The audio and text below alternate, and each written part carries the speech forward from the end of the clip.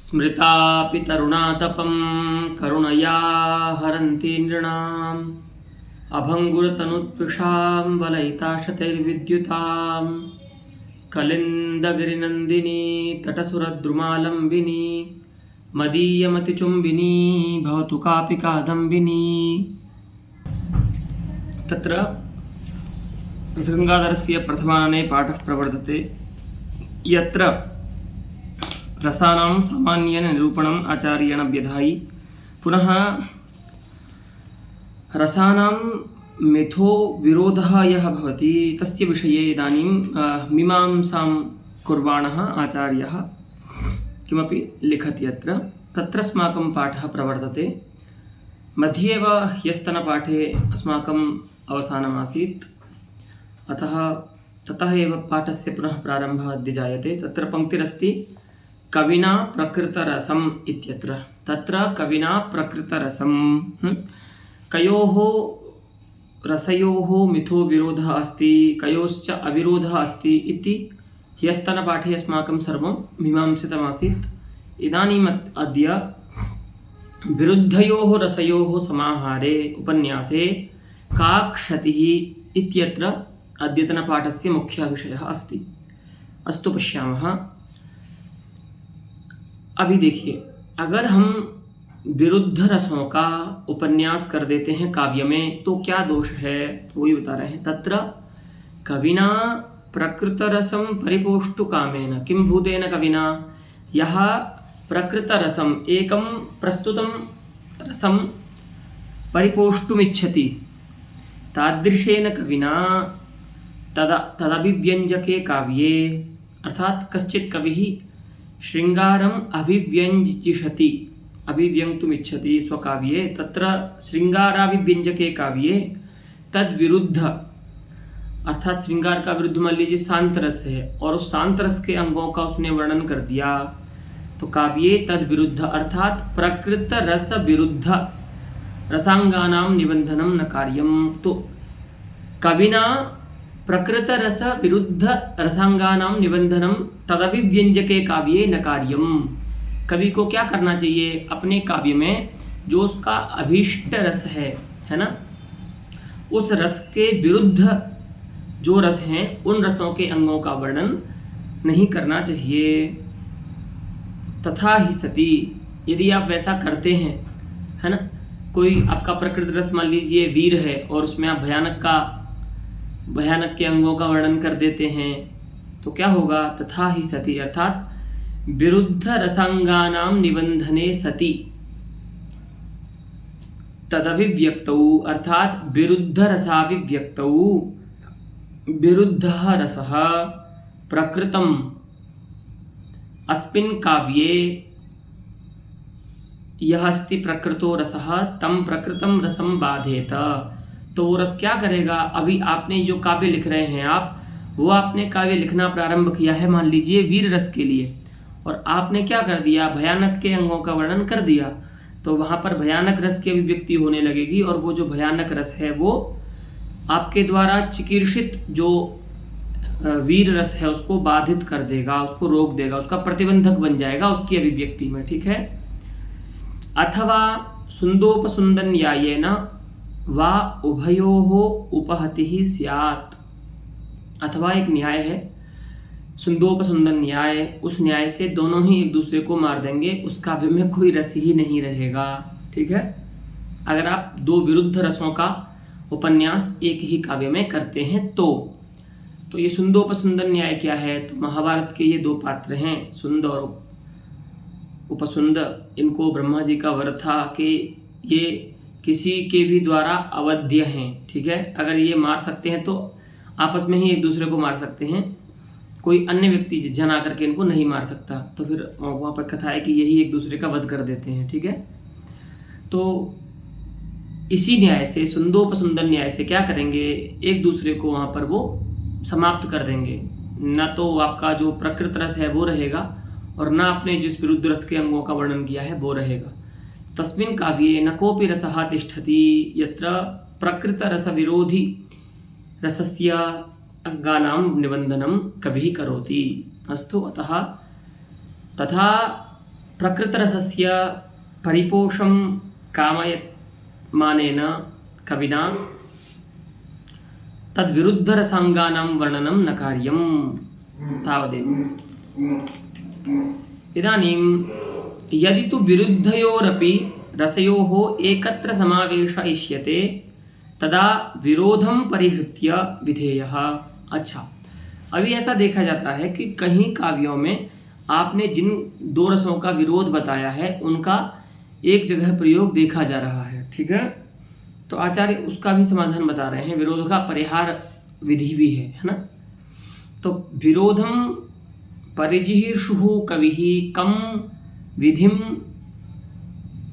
उपसरेत् तदपि अत्र आचार्यः बोधयति कि यदि तु विरुद्धयोरपि रसयोः एकत्र समावेशः इष्यते, यदि कहीं पर आपको ऐसी कविता की वृत्तांत जो है, आपका जो इतिवृत्त है कविता का, उसमें आपको ऐसी अपेक्षा लग रही है कि वहाँ पर आपको दो विरुद्ध रसों का समावेश करना ही है ना। वो कहते हैं ना, स्टोरी की डिमांड है, वो ऐसा बोलते हैं ना आजकल में, स्टोरी की डिमांड अगर ऐसी है कि वहाँ पर आपको दो विरुद्ध रसों का उपन्यास करना ही है, तो क्या कीजिए, तदा विरोधम परिहृत्य विधेयः।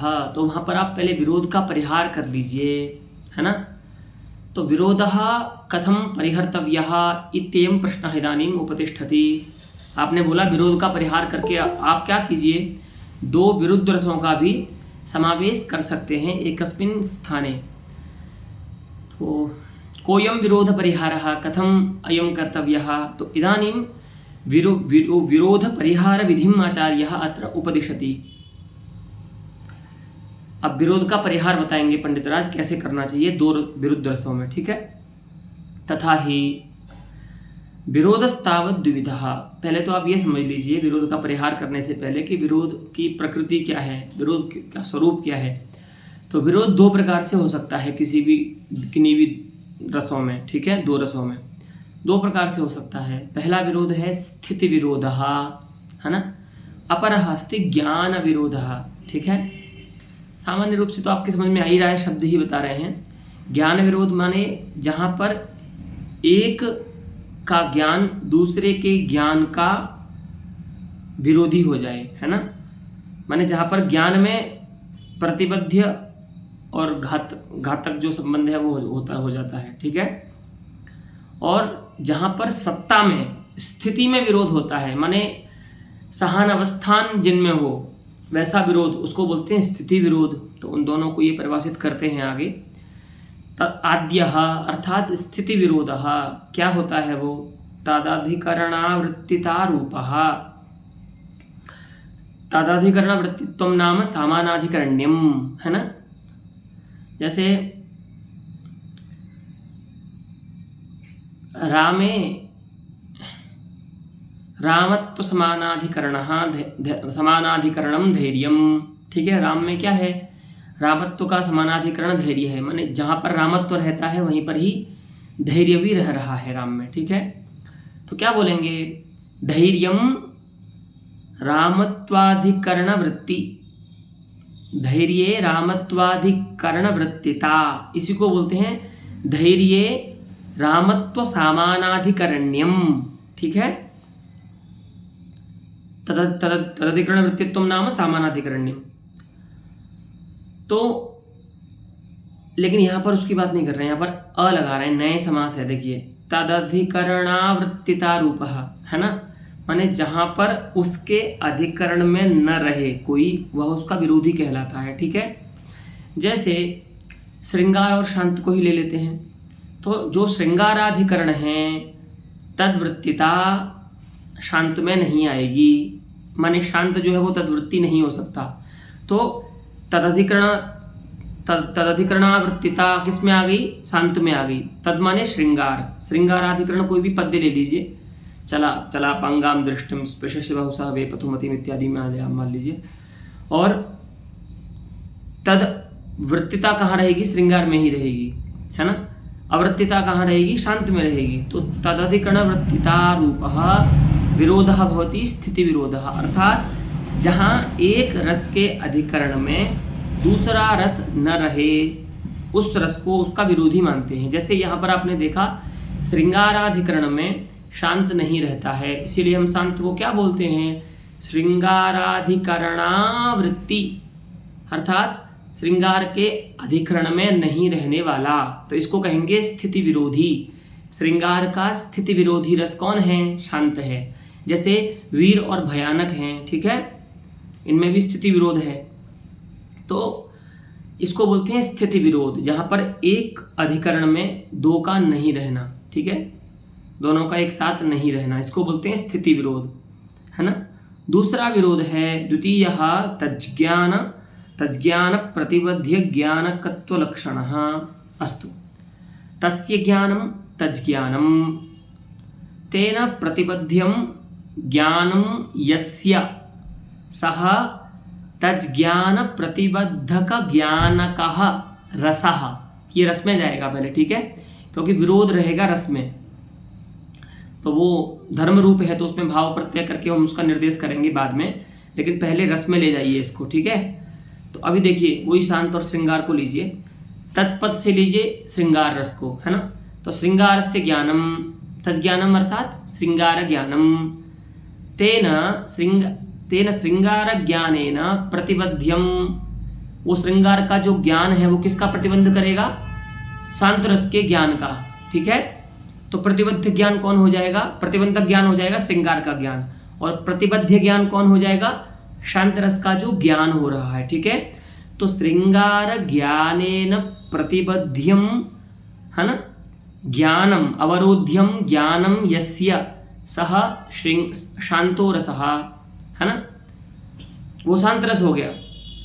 तो तज्ज्ञान प्रतिबंधक ज्ञानकः शांतरसः, तस्मिन् विरोधः अस्ति। तो विरोधः किं रूपः? तो फिर बोलेंगे तज्ज्ञान अर्थात श्रृंगार ज्ञान प्रतिबद्ध्य ज्ञानकत्वं स्वरूपम लक्षणम यस्य, ठीक है।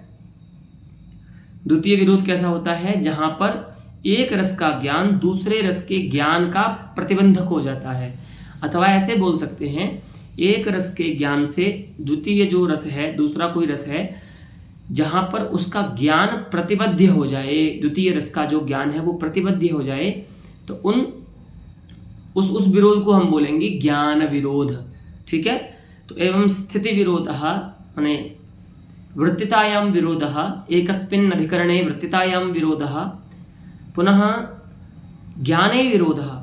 अत्र वृत्तिता नास्ति वस्तुतः, अत्र तु ज्ञाने विरोधः अस्ति, है ना, कि यथा श्रृंगारस्य ज्ञानं शान्तस्य ज्ञानं प्रतिबध्नाति, अतः श्रृंगारज्ञानं प्रतिबंधकं शान्तस्य ज्ञानं च प्रतिबध्यम, ठीक है। तो इसको बोलते हैं ज्ञान विरोध, ठीक है। तो एवं द्विविधो विरोधः भवति। अब बता रहे हैं कि अब यहाँ पर आप विरोध समझ गए। अब बात तो यहाँ पर विरोध बताने के लिए तो ये उपन्यास नहीं किया है पंडित राज ने, और ये बताया है कि विरोध का परिहार कैसे करना है। तो अब विरोध को समझा करके, है ना, उसका जो परिहार है उसको बताते हैं। तत्र अब देखो पहला जो स्थिति विरोध है ना, उसका परिहार बता रहे हैं, ठीक है। तत्र अधिकरणांतरे विरोधिनः स्थापने प्रथमो निवर्तते, प्रथमो नाम स्थिति विरोधः निवर्तते। दो रसों के मध्य में स्थिति विरोध समाप्त हो जाता है। कब? जब आप क्या करते हैं? तत्र अधिकरणांतरे माने श्रृंगाराधिकरणं यदस्ति ततः अन्यस्मिन् अधिकरणे, अथवा वीरस्य अधिकरणं यदस्ति ततः अन्यस्मिन् अधिकरणे यदि भयानकं भवान् उपन्यस्यति तदा विरोधः समाप्तो भवति, है ना। अगर आपने एक ही नायक में वीर और भयानक दोनों बता दिए तो इनका क्या है? स्थिति विरोध है, तब तो विरोध हो जाएगा रस में। लेकिन आप क्या कीजिए, राम में बताइए वीर उत्साह, और रावण में बता दीजिए भय, प्रतिनायक में बता दीजिए भय। तो यद्यपि भय और वीर का विरोध है, ठीक है, स्थिति विरोध है, लेकिन इस विरोध का परिहार कैसे कर सकते हैं हम? इन दोनों रसों को भिन्न अधिकरणों में बता करके, ठीक है, क्योंकि इनमें नैसर्गिक वैयधिकरण्य होता है इन दोनों रसों में, ठीक है, एक अधिकरण में ये नहीं रह सकते। तो वही बता रहे हैं तत्र अधिकरणांतरे, अन्यत् अधिकरणम अधिकरणांतरम। तो अन्यत् नाम श्रृंगाराधिकरणापेक्षया यदन्यदधिकरणम या वीराधिकरणापेक्षया यदन्यदधिकरणम, वीर के अधिकरण से अतिरिक्त जो है अधिकरण उसमें। तो वीर का आश्रय मान लीजिए अधिकरण राम है, तो आपको राम में ही भयान को दोबारा से नहीं बताना है। फिर जो प्रतिनायक है राम का, रावण है या खरदूषण है, जो कोई जिससे भी राम का युद्ध हो रहा है उसमें भय बताइए आप, ठीक है।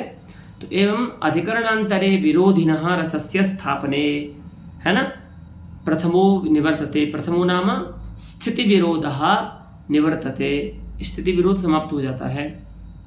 वही बता रहे हैं यथा नायकगतत्वेन वीररसे वर्णनीये प्रतिनायके च भयानकस्य, ठीक है। नायक में जैसे आपको वीर रस बता दीजिए और प्रतिनायक में भयानक बता दीजिए, तो इन दोनों रसों के परस्पर विरुद्ध होने पर भी एक काव्य में इनका उपन्यास इस प्रकार से अधिकरण के भेद से किया जा सकता है।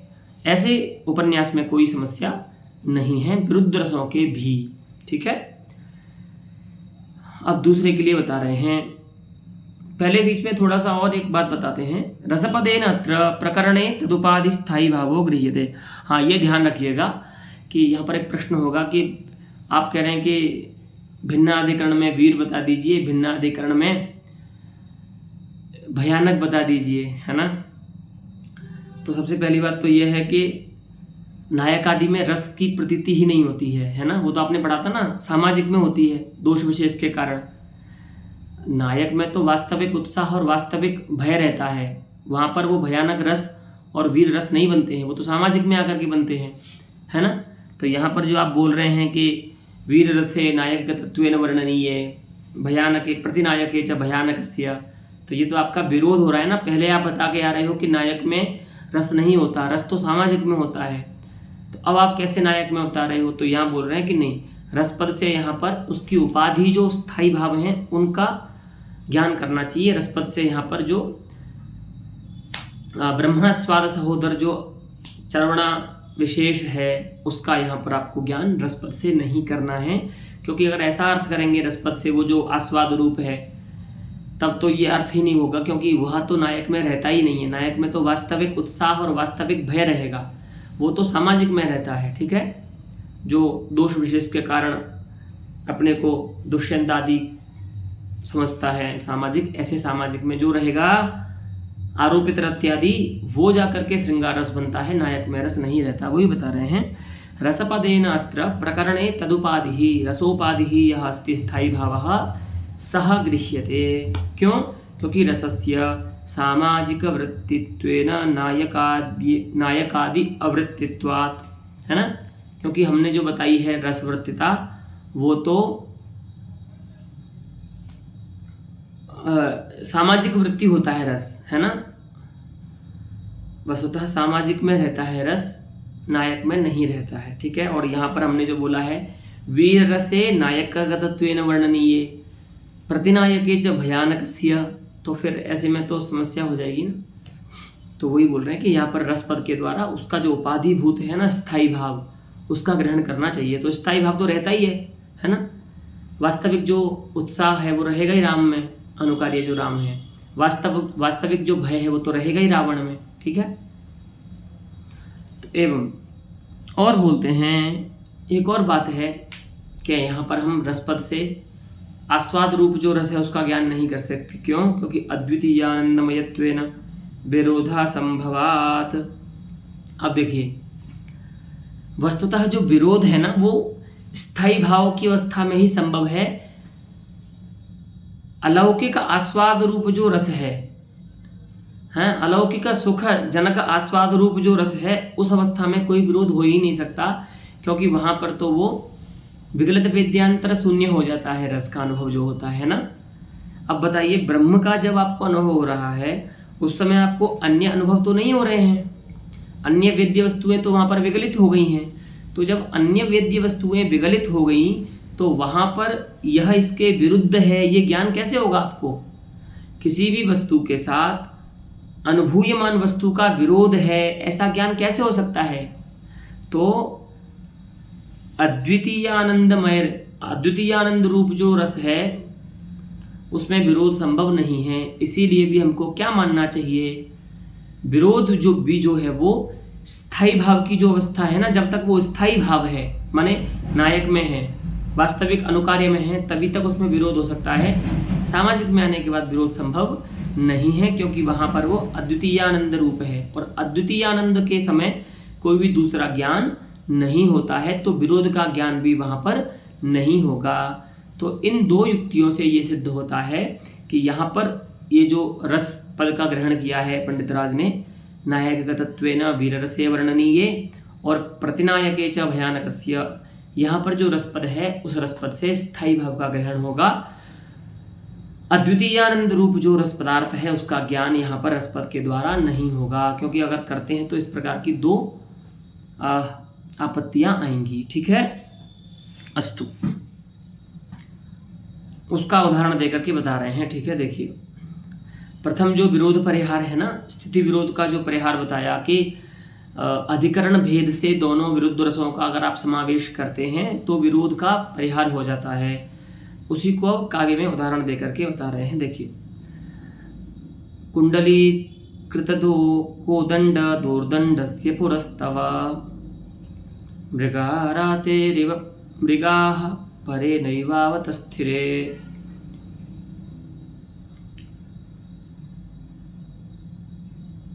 कश्चित् अत्र राजभक्तः कविः राजानं स्तुवन् एतत् काव्यं करोति। क्या बोलता है कि भवतः पुरः परे अर्थात शत्रवः न तिष्ठन्ति, है ना, न तिष्ठन्ति ना लिटि प्रयुंक्ते, है ना, न अवतस्थिरे रुके ही नहीं आपके सामने, है ना। अवतस्थिरे इत्यत्र स्था धातुः यद्यपि परस्मैपदी धातुरस्ति, परन्तु एकम् अस्ति पाणिनीयं सूत्रं समपब्रविभ्यः इत्यादिकं किञ्चित् अस्ति स्थः, तेन सूत्रेण अव उपसर्गपूर्वकस्य स्था धातोः आत्मनेपदविधानं भवति। ठीक है, सम उपसर्ग अवोपसर्ग विउपसर्ग इत्यादि कुछ है वहाँ पर। एतद उपसर्ग पूर्वक जो स्था धातु होती है उसको आत्मनेपद हो जाता है। ठीक है, समवप्रविभ्यः स्थः इत्येव हम स्मरामि सूत्रं, भवन्तः पश्यन्तु किमस्ति सूत्रम। तो उस सूत्र से यहाँ पर स्था धातु को आत्मनेपद हो जाता है, तो वो रूप बनेगा अवतस्थिरे। अन्यथा स्था धातु जो है वो परस्मैपदी धातु है, तो रूप ऐसे चलते हैं इसके, तस्थौ तस्थतुहु तस्थुहु, है ना। लेकिन यहाँ पर आप देख रहे हैं आत्मनेपद का प्रत्यय है लिट लकार में, तस्थिरे, तो वो अवोपसर्ग के कारण हुआ है। ठीक है, अर्थात नहीं रुके, आपके सामने आपके जो शत्रु हैं वो नहीं रुके। कैसे नहीं रुके, तो बता रहे हैं मृगारातेः एवं मृगाः, यथा मृगारातेः मृगाणाम् अरातिः अर्थात सिंहः, सिंहस्य पुरः मृगाः यथा न तिष्ठन्ति तथैव ते शत्रवः तव पुरस्तात् न अवतस्थिरे। जैसे शेर के सामने हिरण कुल जो होते हैं वे नहीं रुकते, उसी प्रकार से उन तुच्छ मृगों के समान जो तुम्हारे शत्रु हैं वो तुम्हारे सामने नहीं रुक सके। ठीक है, अब देखिए, अब आप कैसे हो, है ना। तब का विशेषण बता रहे हैं, षष्ठ्यंत पद, कुंडली कृत कोदंड दोर्दंडस्य। ठीक है, हाँ, कुंडली कृतम कोदंडम याभ्याम तौ, है ना, कुंडली कृत कोदंडौ दोषौ, है ना, दोह दोषौ, दोह माने बाहु भुजा। ठीक है, कुंडली कृतम अर्थात वर्तुलीकृतम, है ना, टेढ़ा कर दिया है, माने कुंडल के समान आकार बना दिया है। तो कुंडल के समान आकार कब होगा धनुष का, जब राजा युद्ध के लिए उत्साहवान होगा। ठीक है, कुंडलीकृत कर दिया है, कोदंड माने धनुष को, जिन्होंने ऐसे जो कोदंड, कोदंड माने बाहु भुजा, है ना, दोषौ एव दंडौ यस्य सह दोर्दंडः। ठीक है, बाहु ही है दंड रूप जिसके, ऐसा जो राजा, है ना, बड़े लंबे लंबे हाथ थे इस राजा के, तो वहाँ पर रूपक कर रहे हैं। ठीक है। कुंडली कृत दोर्दंडस्य, कुंडली कुंडलाकार कर दिया है धनुष को जिन भुजाओं ने, ऐसे भुजाओं वाले आपके सामने आपके शत्रु उसी प्रकार नहीं रुक सके जैसे सिंह के सामने मृग कुल नहीं रह पाता। ठीक है। पश्यन्तु अत्र एकस्मिन् अधिकरणे उत्साहः अस्ति, वीरः अस्ति। ठीक है। जैसे यहाँ पर देखिए राजा में क्या है, उत्साह बता रहा है कवि, है ना, वीर रस है और भयानक भी है यहाँ पर। वो किस में है, लेकिन शत्रुओं में है ना। ते पलायांच क्रीडे खलु अतः ते सन्ति भीरवः, तेषु भयानकः रसः अस्ति, भयमस्ति तेषु। अतः अत्र भिन्नयोः अधिकरणयोः नायके वीरस्य वर्तमानत्वात् प्रतिनायके च शत्रुषु भयस्य भयानकस्य वर्तमानत्वात् मिथो विरुद्धयोरपि रसयोः समावेशेन दोषः नास्ति। ठीक है।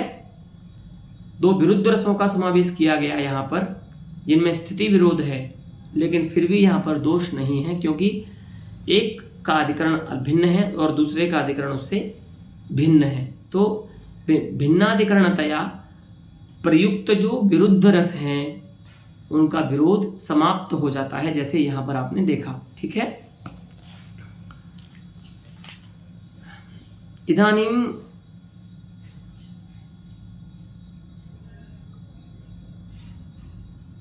द्वितीयः यः अस्ति खलु विरोधः, तस्य परिहारम् अत्र आचार्यः विवक्षति। ठीक है। द्वितीय विरोध क्या है, ज्ञान विरोध है। ठीक है। जहाँ पर एकस्य रसस्य ज्ञानम अपरस्य रसस्य ज्ञानस्य प्रतिबंधकम भवति, तत्र किं कर्तव्यम, है ना। ज्ञान विरोधम परिहर्तु कामः कविः किं कुर्यात् इत्यत्र तस्मै उपदिशति।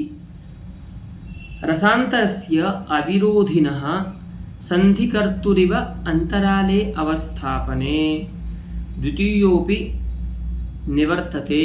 द्वितीयः अर्थात ज्ञान विरोधोपि निवर्तते।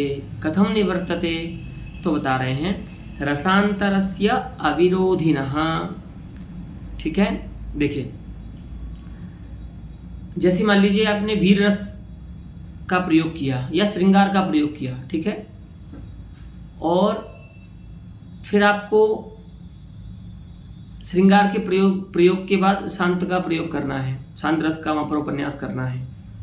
ठीक है। तो अब ये तो दोनों विरुद्ध रस हैं, इनका प्रयोग तो नहीं कर सकते, क्योंकि यहाँ पर ये जो श्रृंगार है वो शांत के ज्ञान का प्रतिबंधक है ना। शांत का जो ज्ञान है वो प्रतिबद्ध हो जाएगा श्रृंगार के ज्ञान से, तो इन दोनों में ज्ञान विरोध है, तो इनका सातत्य प्रयोग तो नहीं कर सकते। माने श्रृंगार का प्रयोग करने के तुरंत बाद आप शांत का प्रयोग नहीं कर सकते, तो क्योंकि ज्ञान विरोध है इन दोनों में। ठीक है। शांत के ज्ञान को रहने ही नहीं देगा जो श्रृंगार का ज्ञान है, तो क्या किया जाए, तो बोल रहे हैं रसांतरस्य अविरोधिनः। अब देखिए अत्र इदानीं प्रस्तूयमानः रसः अस्ति श्रृंगारः, तत्परं प्रस्तोतुमिष्टः रसः अस्ति शांतरसः, तो वो हो जाएगा रसांतर। श्रृंगार हो जाएगा रस यहाँ पर, वो रसांतर हो जाएगा शांत। तो तस्य रसांतरस्य शांतस्य अविरोधी यह रसः। अब एक ऐसा रस लाइए बीच में जो इसका भी फ्रेंड हो, श्रृंगार का और शांत का भी दोस्त हो, है ना, दोनों में से किसी के साथ जिसकी शत्रुता न हो। तो शांत का अविरोधी रस देखना पड़ेगा कौन है वहाँ पर। ठीक है। तो ऐसे रस का मध्य में उपन्यास कर दीजिए। तो क्या होता है, जब दो व्यक्ति लड़ रहे होते हैं ना, बहुत तेज लड़ रहे होते हैं, तो उसमें से ऐसा व्यक्ति कभी मीडिएटर नहीं बनेगा जो एक का मित्र हो दूसरे का दुश्मन हो। ऐसा व्यक्ति कभी भी मध्यस्थता नहीं कर सकता है। अच्छा मीडिएटर वही होगा जो विवाद जिन दो व्यक्तियों के बीच में है उन दोनों का मित्र हो, तभी वो बात सुनेंगे उसकी, है ना। इसीलिए राजीनामा जब गांव में होता है ना, आपने देखा होगा गांव में जब पुलिस केस होता है तो वहाँ पर बहुत कम बार ऐसा होता है कि कोई भी कोर्ट तक जाती है बात, नहीं तो वो गांव के जो पंच होते हैं ना वो राजीनामा करा देते हैं और बात खत्म हो जाती है गांव में। लेकिन राजीनामा कराने के लिए कौन व्यक्ति चाहिए? जो दोनों पक्षों में जिसकी बात मानी जाए, दोनों पक्ष जिसको सुनते हों। अगर एक पक्ष सुनता है तो ऐसे व्यक्ति राजीनामा नहीं करा सकता। तो वही बोल रहे हैं संधि कर्तुः इव, जैसे कोई संधि कराने वाला व्यक्ति दो शत्रुओं की भी संधि करा देता है ना। ऐसे ही श्रृंगार और शांत के बीच में एक ऐसे रस का समावेश करना चाहिए जो इन दोनों का ही अविरोधी है। श्रृंगार का भी विरोधी नहीं है और शांत का भी विरोधी नहीं है। तो वहाँ पर क्या हो जाएगा? विरोध समाप्त हो जाएगा। अब देखिए, वस्तुतः ज्ञान विरोध क्या है कि आपने एक रस का वर्णन किया और उसके तुरंत बाद उसका विरोधी रस का वर्णन कर दिया, तो मध्य में जो कालक्षेप है वो नहीं हुआ, मतलब बिल्कुल भी काल का अवकाश नहीं आया। तो क्या हो जाएगा? प्रतिबद्ध जो ज्ञान है वो पूर्व ज्ञान के तुरंत बाद यदि आएगा तो उसका नाश हो जाएगा, है ना। तो बीच में क्या कर दीजिए, थोड़ी काल की अवधि की योजना कर दीजिए, काल को डाल दीजिए, बीच में कोई ऐसा रस डाल दीजिए जिससे शांत भी विरोधी नहीं है और जिसका श्रृंगार भी विरोधी नहीं है और शांत भी विरोधी नहीं है, ठीक है। तो ऐसा रस डालने से क्या हो जाएगा, बीच में वो विरोध जो था ना शांत और श्रृंगार का, जो ज्ञान विरोध था वो समाप्त हो जाएगा, ठीक है। वो बता रहे हैं रसांतरस्य अविरोधिनः संधिकर्तुः इव अंतराले, अंतराले अर्थात मध्य, शांत श्रृंगारयोः मध्ये द्वितीयोपि अर्थात ज्ञान विरोधोपि निवर्तते, समाप्त हो जाता है। तो बोलिए बताइए, कोई दृष्टांत दीजिए। आपने जैसे बताया कुंडलीकृत दोर्दंड इत्यादि को, कुंडलीकृत कोदंड दोर्दंडस्य पुरस्तव इत्यादि जो बताया, उसके बाद यहाँ भी बताइए। तो कहते हैं कोई बात नहीं, यहाँ तो हमारा ही उदाहरण मिल जाएगा आपको। यथा मन्निर्मितायाम आख्यायिकायाम, इनकी एक आख्यायिका है, उसमें खण्डवाश्रमगतस्य श्वेतकेतोः महर्षेः, खण्व महर्षि के आश्रम में गए हुए जो श्वेतकेतु महर्षि हैं, वहाँ पर उनका शांत रस प्रधान वर्णन चल रहा था, ठीक है। श्वेतकेतु महर्षि का वर्णन है तो शांत रस प्रधान ही होगा, ठीक है। तस्मिन् शांत रस प्रधाने वर्णने प्रस्तुते सती, प्रस्तुत कौन था? शांत रस प्रधान वर्णन था, लेकिन बीच में क्या वाक्य आ जाते हैं? किमिदम अनाकलित रूपम, अनाकलित पूर्वम रूपम, है ना। कोयम अनिर्वाच्यो वचनायाः मधुरिमा, ठीक है। इति अद्भुत रसस्य अंतरवस्थापनेन वरवर्णिनीं प्रति अनुराग वर्णने न दोषः। अब देखिए यहाँ पर क्या है, एक वरवर्णिनी नाम की नायिका है, उसके प्रति उसका जो नायक है प्रेमी, वो इसी शांत रस प्रधान वर्णन के बीच में उसकी प्रशंसा करने लग जाता है। उसके प्रति उसकी जो रति है ना, वो यहाँ पर व्यंग्य होने लगती है, ठीक है। लेकिन तो ये तो समस्या है, क्योंकि यहाँ पर शांत रस का वर्णन चल रहा था, श्रृंगार कैसे आ सकता है बीच में? क्योंकि इन शांत और श्रृंगार में तो ज्ञान विरोध है। यत्र शांतस्य ज्ञानम अस्ति प्रवर्तमानम तत्र पुनः मध्ये श्रृंगारस्य ज्ञानम तो न भवितुमर्हति, तेन शांत ज्ञानेन श्रृंगार ज्ञानम प्रतिबध्यते। तो लेकिन यहाँ पर कैसे हो गया? तो बोलते हैं यहाँ पर हमने अद्भुत रस का भी मध्य में उपन्यास कर दिया, है ना। शांत और श्रृंगार के मध्य में अद्भुत रस आ गया। अद्भुत रस कैसे आया? तो बता रहे हैं, उसके देखिए शब्द देखिए कैसे वो बोल रहा है, अपने प्रियतमा के रूप का वर्णन कैसे कर रहा है, रूप संपत्ति का। किमिदम अनाकलित पूर्वम रूपम, है ना। तो यहाँ पर अद्भुत रस आ रहा है कि नहीं आ रहा? आश्चर्य, विस्मय हो रहा है उसको कि वाह, ये तो पहले नहीं जाना गया है, ऐसा अपूर्व रूप है ना। और कोयम अनिर्वाच्य, इसका जो वचन रचना की मधुरिमा है, जैसे ये बात करती है, जैसे ये वचन करती है, उसकी जो मधुरिमा है, माधुर्य है, वो तो कैसा है? अनिर्वाच्य है, अनिर्वचनीय है, ठीक है। तो इन वाक्यों से क्या हो रहा है? यहाँ पर मध्य में रति से पहले, नायकनिष्ठ रति से पहले, वरवर्णिनी विषयक जो नायकनिष्ठ रति है, उस रति से पहले अद्भुत रस आ गया, है ना। अब देखिए, शांत और श्रृंगार दोनों का अविरोधी रस है अद्भुत, ठीक है। तो जब आपको शांत के वर्णन के मध्य में ही श्रृंगार का वर्णन करना है, तो ऐसे तो आप साक्षात नहीं कर सकते, क्योंकि दोनों में ज्ञान विरोध है। तो आपको क्या करना होगा? उन दोनों के मध्य में कोई ऐसा रस का वर्णन कर दीजिए जो दोनों का अविरोधी हो। तो यहाँ पर क्या कर दिया कवि ने, अद्भुत रस का वर्णन कर दिया। ठीक है, अद्भुत रसः श्रृंगारस्यापि अविरोधी अस्ति, पुनः एतस्य शान्तस्यापि अविरोधी अस्ति। अतः शान्त श्रृंगारयोः अविरोधिनः अद्भुतरसस्य अनयोः अंतर्वेशिते सति ज्ञानविरोधः अनयोः निवर्तते। तदेव उच्यते इति अद्भुतस्य अंतरवस्थापनेन वरवर्णिनीं प्रति अनुरागवर्णने न दोषः। ठीक है, पुनः एकम् उदाहरणम् इतोपि ददाति अस्यैव द्वितीयविरोधपरिहारस्य। देखिए, सुरांगनाभिराश्लिष्टा व्योम्नि वीराभिमानगाः विलोकन्ते निजान् देहान् फेरुनारीभिरावृतान्। अयम् अस्ति वृत्तान्तः क्वचित् युद्धस्थलस्य यत्र सकलापि भटाः मृताः सन्ति, तेषाम् आत्मानः, तेषाम् अर्थात् ते एव वस्तुतः आत्मानः सन्ति। तो आत्मरूपाः ते शरीर मुक्ता, शरीरात् मुक्ताः ते आत्मानः इदानीं स्वर्गं प्रति गच्छन्ति।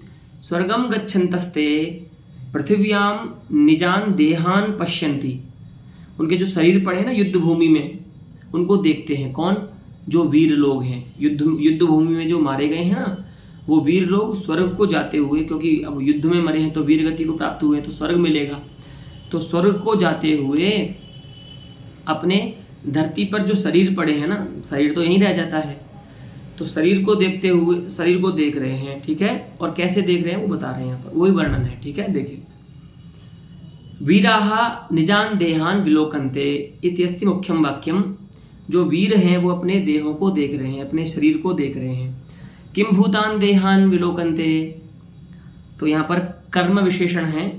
फेरु नारी भिरावृतान, श्रृगाली जो होती है ना, श्रृगाली जो मांस खाती है, सियार जिसको बोलते हैं हिंदी में, उस फेरु नारी माने श्रृगाली के द्वारा जो आवृत हैं, घिरे हुए हैं। तो क्या होता है, कहीं पर भी युद्ध होता है, कुछ होता है, और वहाँ पर लोग जो मर जाते हैं ना, उन शवों को खाने के लिए, उनका भोजन करने के लिए वहाँ पर मांसाहारी जो जीव हैं वो आ जाते हैं, गिद्ध है, चील है, ये सब आ जाते हैं। तो वैसे ही वहाँ पर श्रृगाल स्त्रियाँ आ गई हैं बहुत सारी, उन्होंने ढक लिया है पूरा, कहीं से भी दिख नहीं रहे वो शरीर, ऊपर से देख रहे हैं तो एकदम आवृत कर दिया है उनको, है ना। तो फेरु नारी भी, है ना, क्रोष्ट्री भी, है ना, क्रोष्ट्री बोलते हैं इसको संस्कृत में, है ना, श्रृगाली जो होती है, उनके द्वारा जो ढक लिए गए हैं, पूरा खाती है ना, तो वो पूरा ढक लिया है शरीर को, है ना। ऐसे देहों को देख रहे हैं विलोकन्ते के वीराः। अब ये वीर भी विशिष्ट हैं, तो कर्तृविशेषणतया अत्र पदद्वयम् उक्तमस्ति कविना। वो दो कौन है? विमानगाः। एक तो ये विमान में बैठ करके जा रहे हैं, ठीक है, और व्योमनि आकाश मार्ग में है अभी, और दूसरे कैसे हैं? सुरांगनाभिराश्लिष्टाः, है ना, सुराणाम अंगनाः अर्थात अप्सरसः, स्त्रियः, उनके द्वारा जो आलिंगित हैं, अर्थात स्वर्ग की जो स्त्रियां हैं वो इनका आलिंगन कर रही हैं, क्योंकि स्वर्ग में जा रहे हैं ना, वीर गति को प्राप्त हुए हैं। तो देवस्त्रियों के द्वारा आलिंगित जो विमान में बैठे हुए वीर हैं, वे अपने धरती पर पड़े हुए सबको देख रहे हैं। जो शब कैसे हैं? श्रृगाल की जो स्त्रियां हैं उन्होंने उनको ढक लिया है, घेर लिया है मांस के लोभ से, है ना। ऐसे देहों को वो देख रहे हैं, ठीक है। अब देखिए यहाँ पर क्या है, श्रृंगार और बीभत्स दो विरुद्ध रसों का वर्णन किया जा रहा है, ठीक है। आपने देखा ना वहाँ पर जब विरोध बता रहे थे रसों का, तो श्रृंगार और बीभत्स का विरोध बताया था, ठीक है। इमौ मिथो विरुद्धौ रसौ स्तः, ठीक है, श्रृंगार बीभत्सो। तो यहाँ पर भी देखिए सुरांगनाभिराश्लिष्टाः, यहाँ पर सुरांगनाओं के साथ आलिंगन हो रहा है ना, तो सुरांगना विषयक रति व्यंग्य हो रही है, यहाँ पर वीरों में, तो सुरांगना आलम्बन है श्रृंगार का यहाँ पर, ठीक है। और उसके बाद फेरु नारी विरावृतान है ना, तो ये बीभत्स रस है। श्रृगाल स्त्रियाँ खा रही हैं उसके उनके शरीर को, तो यहाँ पर बीभत्स रस है। मृत शरीर है आलम्बन उसके, ठीक है। तो अब ये तो विरुद्ध रस हैं, इनका आपने इनमें दोनों में ज्ञान विरोध है। जब आपने श्रृंगार का वर्णन किया तो श्रृंगार का जो ज्ञान है वो प्रतिबंधक हो जाएगा बीभत्स के ज्ञान का। तो यहाँ पर आप वर्णन कैसे कर सकते हैं इन दोनों रस विरुद्ध रसों का जिनमें ज्ञान विरोध है।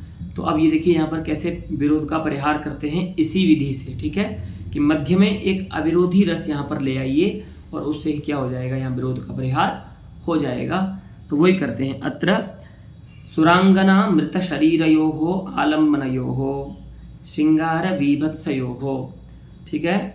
तो द्वंद्व समास है। सुरांगनालंबन आलंबनः श्रृंगारः मृत शरीरालंबनः बीभत्सः। सुरांगना है आलंबन श्रृंगार का, और जो मृत शरीर हैं, शव जो हैं, वो हैं आलिंगन यहाँ पर बीभत्स रस का। तयोः विरुद्धयोः श्रृंगार बीभत्सयोः अन्तः मध्ये अंतराले स्वर्गलावाक्षिप्तः वीररसः निवेशितः, ठीक है। उन दोनों के मध्य में क्या कर दिया, वीर रस का हमने सन्निवेश कर दिया। बोले वीर रस कैसे आ गया महाराज? पाठक को तुरंत यहाँ पर मन में जिज्ञासा होती है, वीर रस कैसे आएगा? वीर रस तो यहाँ पर कहीं लिखा ही नहीं है। तो कह रहे हैं स्वर्गलाभाक्षिप्तः, स्वर्ग मिल रहा है ना, सुरांगनाएं आलिंगन कर रही हैं, इसका मतलब क्या है, सुरांगनाएं नरक में तो मिलेंगी नहीं, तो स्वर्ग लाभ से ही क्या हो जाएगा, यहाँ पर उत्साह जो है वो आक्षिप्त हो जाएगा। स्वर्ग का लाभ हो रहा है ना, तो इसी से उत्साह यहाँ पर आक्षिप्त हो जाएगा वीर रस, स्वर्ग के लाभ से ही, ठीक है। और वो वीर रस क्या है, श्रृंगार और बीभत्स इन दोनों का अविरोधी है, ठीक है। तो श्रृंगार वीरयोः अविरोधिनः श्रृंगार बीभत्सयोः अविरोधिनः वीरस्य अनयोः अंतरे निवेशेन अनयोः ज्ञान विरोधः निवर्तते। बीभत्स और श्रृंगार रस के मध्य में इन दोनों के अविरोधी वीर रस का प्रयोग कर देने से, उसका यहाँ पर लाभ हो जाने से इनका जो विरोध है वो समाप्त हो जाएगा, श्रृंगार और बीभत्स का, ठीक है। अब ये बोलते हैं कि जो अंतर्निवेश शब्द आपने दिया उसका क्या अभिप्राय है, ठीक है। तो वो बोलते हैं कि अंतर्निवेशश्च तदुभय चर्वणा कालांतरवर्ती कालगत चर्वणाकत्वम। हाँ, अंतर्निवेश क्या है ना, बोला ना अंतर्निवेशितः। अंतर्निवेश क्या है, अभी बोला ना बीभत्सयोः अंतःनिवेशितः, तो अंतर्निवेश क्या है वीर रस का, तो वही बता रहे हैं कि वीर रस का अंतर्निवेश है तदुभय चर्वणा। तदुभय नाम श्रृंगार बीभत्सोभय चर्वणा का जो काल है, आदौ श्रृंगार चर्वणायाः कालः परम बीभत्स चर्वणायाः कालः, ठीक है। तदुभय चर्वणायाः कालः यः अस्ति तदंतरवर्ती यह कालः, उन दोनों श्रृंगार और बीभत्स की चर्वणा के काल के मध्य का जो काल है ना, उस काल में चर्वणा होना ही इसका अंतर्निवेश है। तस्मिन् अंतःवर्ती कालगत चर्वणाकत्वम एव वीरस्य अंतर्निवेशः, ठीक है। श्रृंगार चर्वणा काल का, बीभत्स चर्वणा काल का मध्यवर्ती जो काल है, उस काल में चर्वणा होना ही वीर रस का क्या है, श्रृंगार और बीभत्स का अंतर्निवेश है, उनके मध्य में जाकर के रहना है, ठीक है। यानी कि इसको एकदम और सरल करें तो ये है कि मध्य में प्रयोग करने का अभिप्राय ये है कि उन दोनों के ज्ञान के मध्य में, उन दोनों के ज्ञान का जो काल है, ठीक है, उन दोनों कालों के मध्य का जो एक काल है, सूक्ष्म काल, उस काल में ही अनुभव होना इसका अंतः प्रयोग है वीर रस का, ठीक है। तच्च प्रकृत पद्ये, और वो आप देख भी सकते हैं, तच्च प्रकृत पद्ये प्रथमार्धे एव श्रृंगार चर्वणोत्तरम वीरस्य चर्वणादनन्तरं च द्वितीयार्धे बीभत्सस्य चर्वणा इति स्फुटमेव। तो आप देखते हैं सुरांगनाभिराश्लिष्टाः, ये जो श्लोक का प्रथमार्ध है उसमें आपको श्रृंगार का अनुभव होता है। फिर व्योमनि वीरा विमानगाः, इसमें आपको स्वर्ग का लाभ होता है, उससे आक्षिप्त होता है वीर रस। ठीक है, तो पहले हुई आपको श्रृंगार की चर्वणा, फिर आपको वीर की चर्वणा हुई, फिर जाकर के श्लोक के उत्तरार्ध में विलोकन्ते निजान देहान फेरु नारी विरावृतान, तब जाकर के आपको तृतीय जो चरण है उसमें जाकर के बीभत्स का जो ज्ञान है वो होता है, बीभत्स की चर्वणा होती है। ठीक है, तो जैसे आपने यहाँ पर देखा श्रृंगार और बीभत्स, जिनको आप विरोधी बता रहे थे दोनों का या एक दूसरे का, उन दोनों की चर्वणा काल के मध्य का जो काल है उस काल में उन दोनों का जो अविरोधी है वीर रस, उसकी चर्वणा हो रही है, इसीलिए उन दोनों का जो ज्ञान विरोध है वो समाप्त हो जाता है। बीभत्सस्य चर्वणा इति स्फुटमेव। अस्तु, अत्रैव अद्यतनपाठस्य समाप्तिर्भवति। पुनः अस्मिन्नेव विषये इतोपि अस्ति कश्चन वादः, तद्विषये वयम् आगामिनि पाठे ज्ञास्यामः।